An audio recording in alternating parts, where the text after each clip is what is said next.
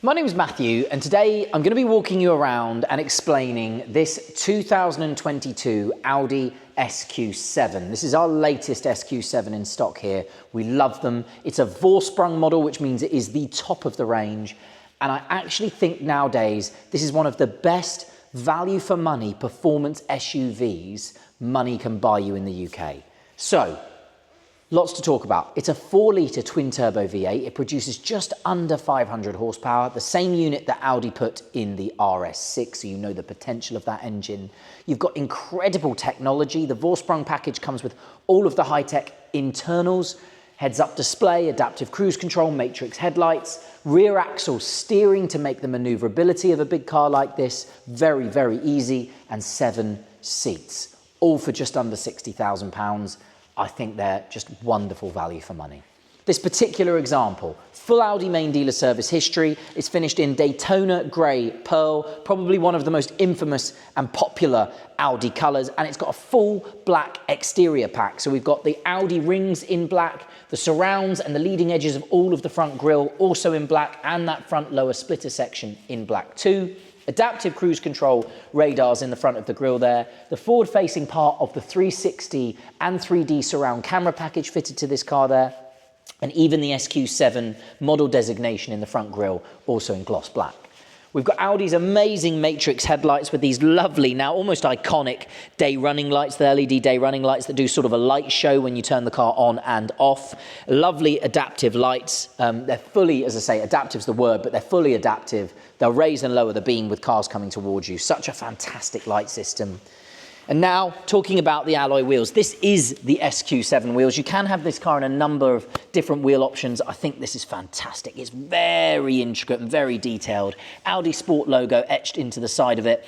Big red S-line brake calipers on the huge discs on this car as well. Obviously, 500 horsepower, lots of size and weight. You need big stopping power. Gloss black mirrors, gloss black window surrounds, satin black roof rails, in fact, which is a nice touch and breaks it up, and the huge glass opening panoramic roof. And really, when someone says panoramic, sometimes it's not that big of a roof. On an SQ7, it's a huge glass roof. If you go inside and have a look, we've got really nice Audi S-line puddle lamps, drop puddle lamps, illuminated tread plates as you go in and out of the car, and being a Vorsprung, lots to talk about. Smooth leather on the top of the dashboard, not plastic like the rest of the model range. Alcantara headlining. We've got the beautiful diamond stitch seats, heated and ventilated, that's why they're perforated. And it's very hard to tell, but there's a square cutout on the inside of the mirrors there. Again, because it's a Vorsprung, loads of spec, all of this is standard, but that's blind spot monitoring.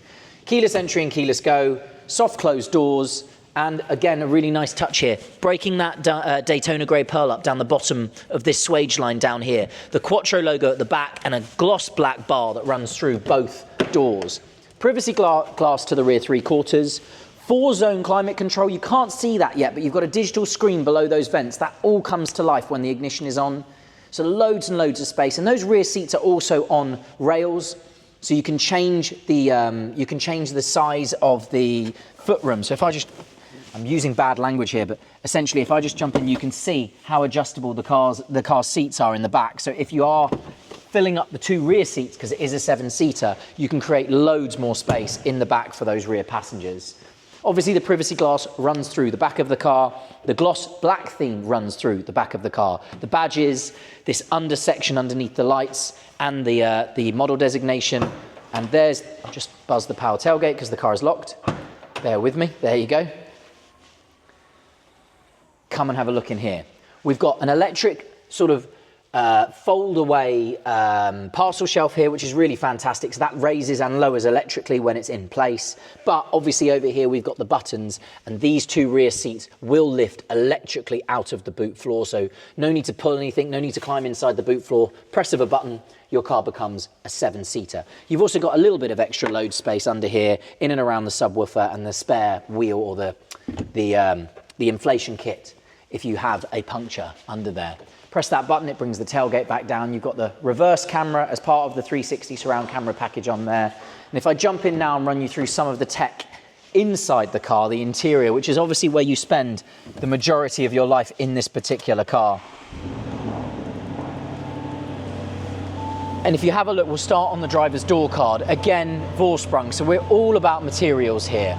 So we've got, as you can very nicely see, ambient lighting running through there, so that as the car powers up, the ambient lighting runs through. It's currently set to red. You can change it to about 10 other colors to suit your preference within the vehicle.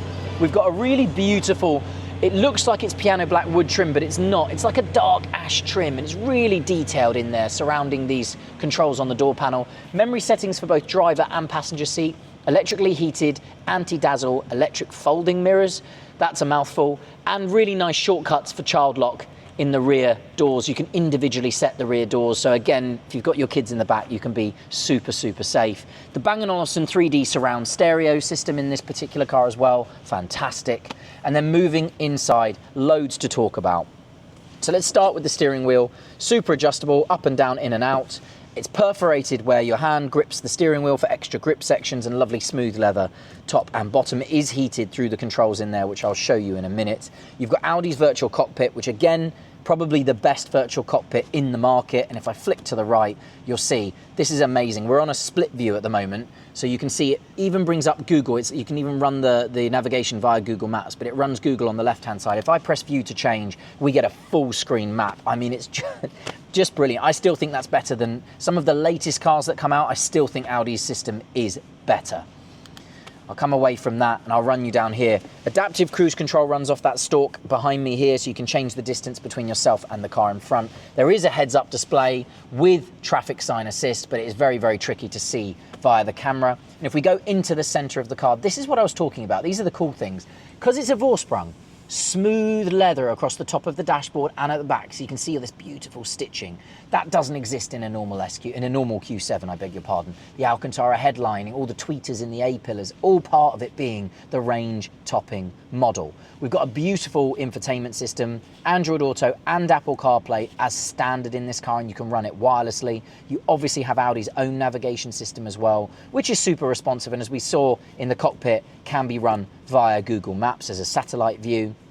And if I pop the car into reverse, you can now see the 360 and 3D camera system come to life. So if first off, you've got your top view on the left-hand side, but if I press this 3D button here, you'll see how good this system is, and I can scroll all the way around the car. This is really great for low obstacles that you can't see out of the cockpit from inside the car.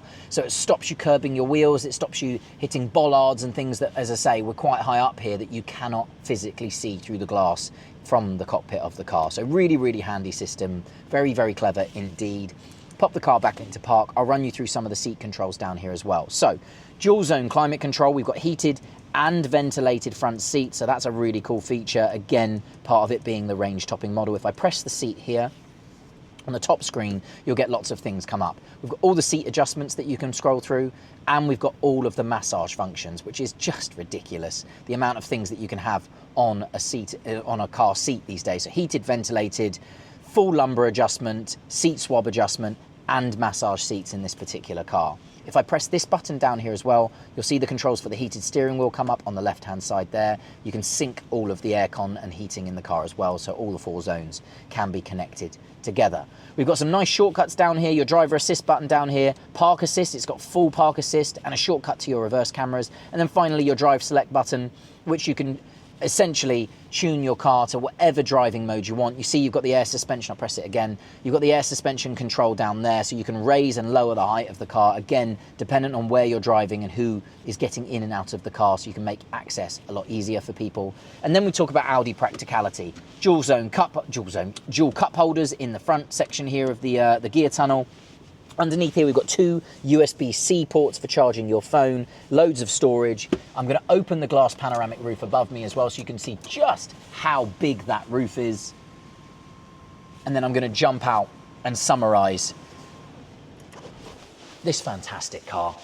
And for me, it's also the perfect balance. There aren't many really usable and really enjoyable cars to drive that have 7 seats. You know, you think about the things in this market, like a Land Rover Discovery, maybe a Land Rover Defender 7-seater. You know, they do really great things for practicality, but they don't combine that beautiful V8, you know, the effortless power, also with the rear axle steering. So this car is actually really enjoyable to drive.